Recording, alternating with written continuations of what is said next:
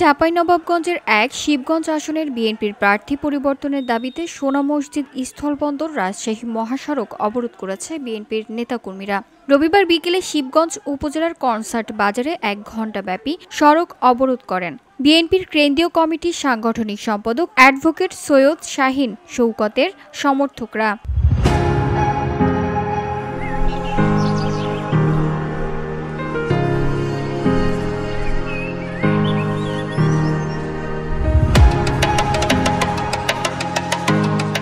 এ সময় আন্দোলনকারীরা সদ্য ঘোষিত বিএনপি মনোনীত প্রার্থী চেয়ারপারসনের উপদেষ্টা ও সাবেক এমপি শাহজাহান মিয়ার দলীয় মনোনয়ন বাতিলের দাবি জানান। অবরোধের কারণে সোনা মসজিদ স্থলবন্দর থেকে ছেড়ে আসা যান চলাচল বন্ধ থাকায় সড়কে প্রায় ১ ঘণ্টাব্যাপী তীব্র যানজট সৃষ্টি হয়। প্রায় ১ ঘণ্টার পর অবরোধ প্রত্যাহার করলে সড়কে যান চলাচল স্বাভাবিক হয়।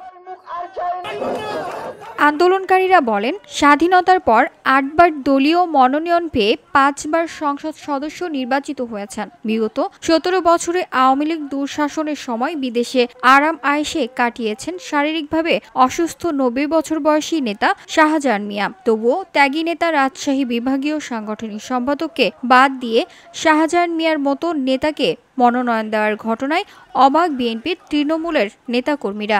দলের ভারপ্রাপ্ত চেয়ারম্যানের নিকট যাচাই বাছাই করে সিদ্ধান্ত পুনর্বিবেচনার দাবি জানান তারা। এ সময় দাবি আদায় না হলে কঠোর আন্দোলনের হুঁশিয়ারি দেন বিএনপির নেতাকর্মীরা। VOD Bangla news desk.